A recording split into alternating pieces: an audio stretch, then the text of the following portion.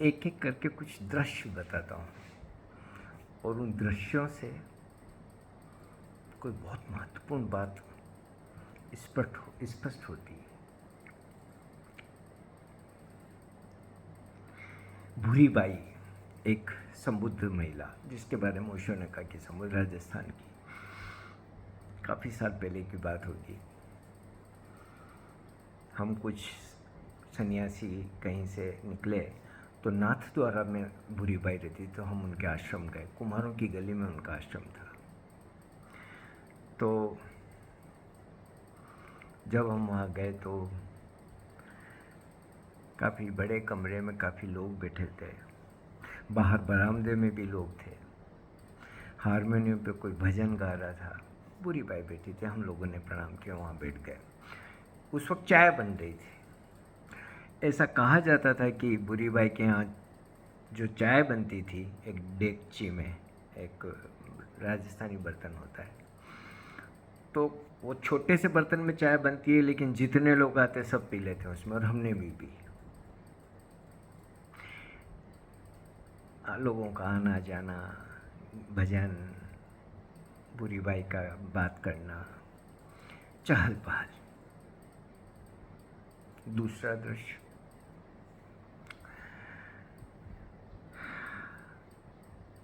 कुछ साल गुजरे, उसके बाद फिर मेरा नाथद्वारा जाना हुआ। सोचा चलो भूरी बाई के आश्रम चलते, वही कुम्हारों की गली में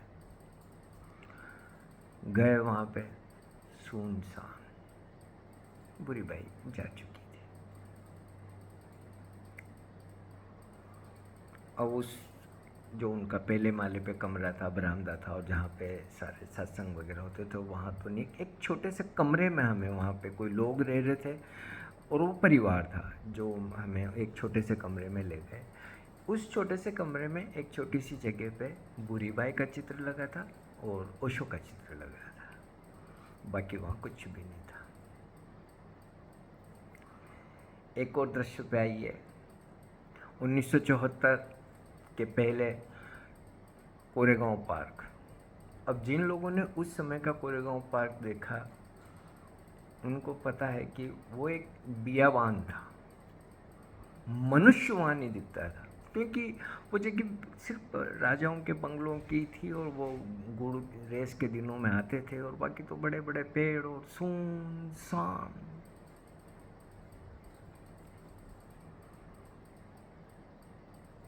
ओशो वहाँ पे आते हैं। कुछ सालों में दुनिया भर के लोगों की रेलम पेल मच जाती है। क्या है जो वहाँ नहीं घटता है। विश्व के नक्शे पे अचानक वो जगह प्रसिद्ध हो जाती है। दुनिया की खबरों में वो जगह आ जाती है। नित नई चीजें घटती है।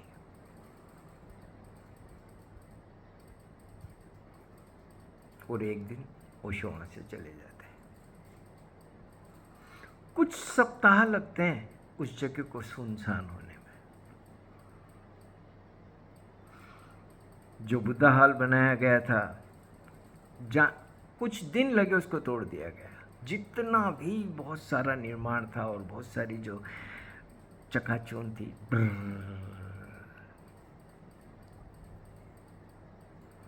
सुनसान। कोई नहीं आता, कोई नहीं जाता, कोई खबर नहीं। पड़ोस के बंगले वालों को खबर नहीं रही कि यहाँ पे कोई रहता भी था, जो जगह दुनिया में चर्चाओं का केंद्र रही। अब देखिए, ओरेगॉन, पोर्टलैंड, ओशो, अमेरिका के बारे में हजारों एकड़, सैकड़ों एकड़ जमीन, दूर दूर तक एक हरा पत्ता भी नहीं, बंजर। ओशो कदम रखते हैं, लहलहा उठती है। मरुस्थल में मरुध्यान, और दुनिया के लोग अमेरिका जैसे देश में चकाचौंध। Centrally air condition city Rajneeshpuram. वो नृत्य, वो आनंद, वो उत्साह, वो जिंदगी, और वो लोगों के एक एक के अंदर प्रसन्नता। दुनिया देखते रहेगी कि ये क्या हुआ, ये क्या घटा। एक दिन ओशो उस जगह से निकल जाते हैं और वो जगह फिर बियाबान जंगल बन जाती है।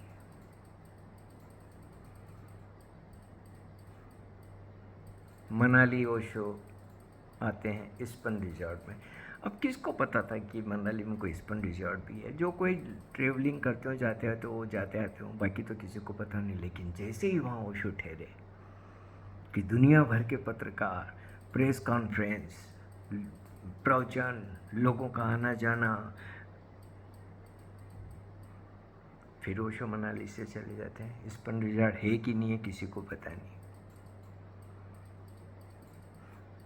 बॉम्बे में एक बंगला है सुमीला, हमने तो कभी नाम भी नहीं सुना था। और कितने ही बंगले हम किन के नाम सुनेंगे, लेकिन ओशो उसमें जाके ठहरते तो बॉम्बे में सुमीला बंगला हृदय की तरह धड़कने लगता है। बॉम्बे के कान खड़े हो जाते हैं कि जुहू में कोई सुमीला बंगला है। दुनिया के लोग वहाँ इकट्ठे होने लगते हैं। आसपास की होटलों में जगह नहीं बचती है, कहीं रहने को जगह नहीं मिलती है। रोडों पर भगवा कपड़ों की रेलम पे। फिर ओशो सुमीला छोड़ देते हैं, फिर वो वापिस पुणे आ जाते हैं।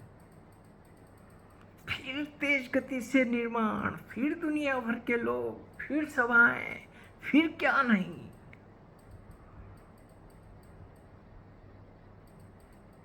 और एक दिन ओशो शरीर से चले जाते हैं।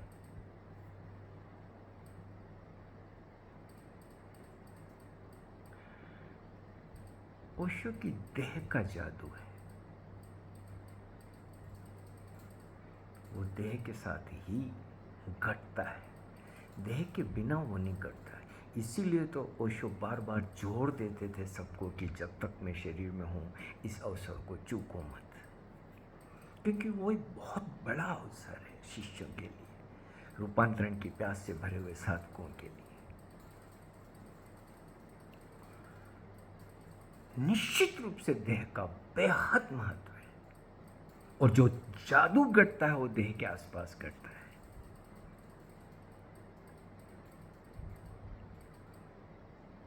इसका मतलब नहीं कि देह के जाने के बाद जादू नहीं घटता है या चीज़ें नहीं होती है, लेकिन वो फिर सूक्ष्म तल पे चली जाती है। जो लोग गहरे साधना में जाते हैं, जो गहरी प्यास से भरे होते हैं, वो फिर एक युगों तक चलता रहता है। लेकिन जो हम जिसकी असल में होता क्या है कि जब तक कि गहरी प्यास नहीं और गहरे ध्यान में नहीं गए और गहरे अनुभव नहीं लिए, तब तक हम बहुत उथली और बाहर की चीज़ें देखते हैं और महसूस करते हैं और याद रहती है।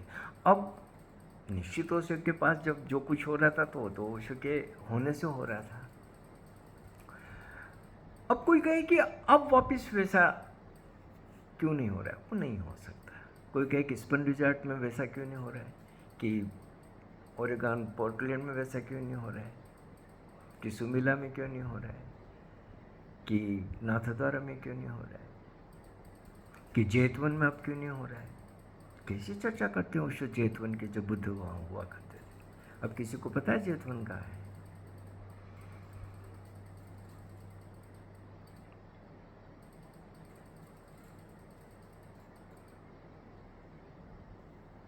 ठीक से अगर चीज़ों का आकलन न करें तो निरर्थक विवाद उठते हैं, निरर्थक तनाव आते हैं, निरर्थक दुख आते हैं। सौभाग्य के सौभाग्य थे जिनने ओशो के देह के रहते उस जश्न में अपने को शामिल किया। अब कोई कहे कि वो वापस वैसा हो जाए, वो कैसे संभव है? ओशो चले गए, ओशो का शरीर चला गया। फिर ओशो के पास, और ओशो ने चाहा भी नहीं कि मृत भीड़ हो, वो चाहते थे कि जिंदा इंडिविजुअल्स हो, निजत्व को उपलब्ध, शक्तिशाली लोग, आत्मवान लोग। अब ऐसे लोगों का एक जगह इकट्ठे करके रखना इतना आसान काम नहीं होता है, मुश्किल होता है। वो ओशो के जादू में सब एक साथ चल पा रहे थे, लेकिन उसके बाद तो जब तक कि हम ये इस चीज को स्पष्टता से नहीं देखें, तब तक विवाद होते रहेंगे। अब जो कुछ है उसका दोष किसी पे मढ़ा जा सकता है, तो कभी इस पे मढ़ दो, कभी उस पे मढ़ दो। जब पूना से ओशो गए थे अमेरिका, तब किसी ने किसी पे दोष नहीं मढ़ा, तब बुद्ध हाल तोड़ दिया गया था, पोडियम तोड़ दिया गया था। उसी पोडियम पे हमने जूते लेके लोगों को चलते हुए देखा, सब कुछ करते देखा। अब मैं नहीं बोलूँ आगे, तब किसी को लेगेसी याद नहीं आई। चौंक्स में जहां पर जब तक ओशो देह में रहे, तब तक किसी में साहस नहीं था कि किसी तरीके के प्रश्न पूछ ले।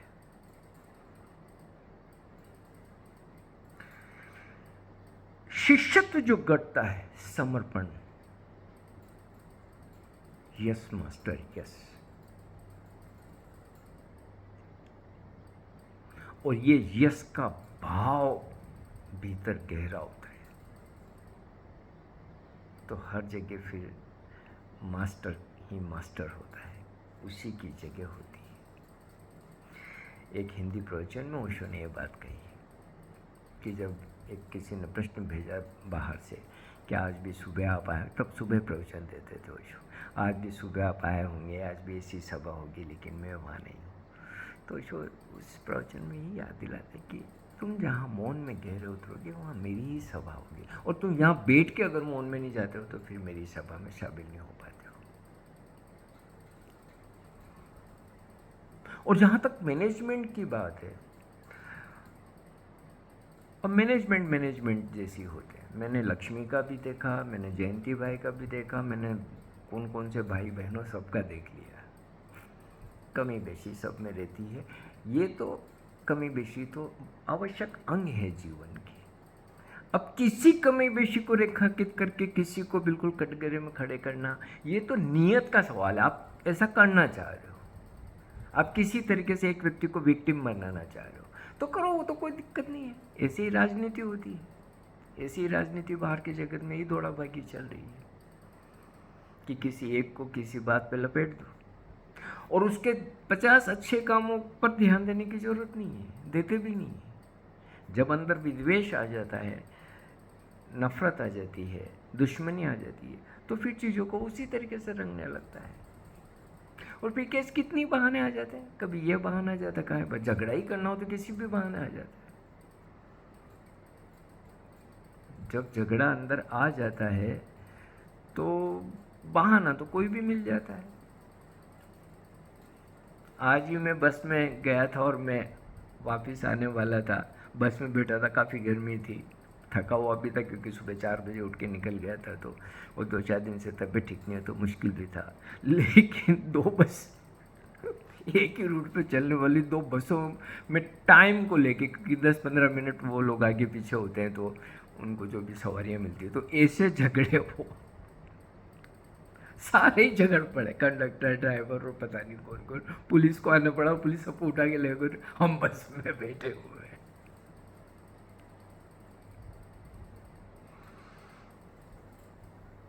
और दोनों बसें राजस्थान रोडवेज की, पैसा तो यही की जगह जाना है।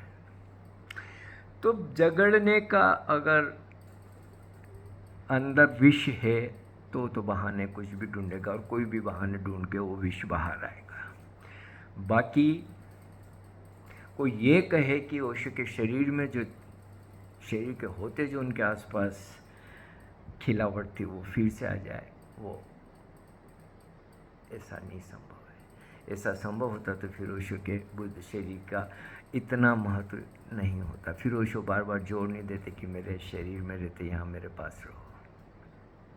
उनको पता था कि शरीर कितना काम करता है, कितना ट्रिगर करता है।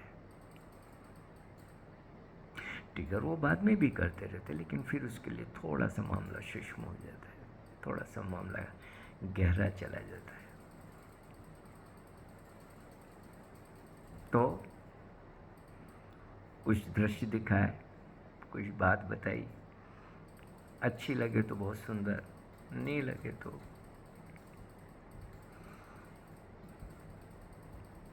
बहाने बहुत है झगड़े करने के, बहुत मिलते रहेंगे।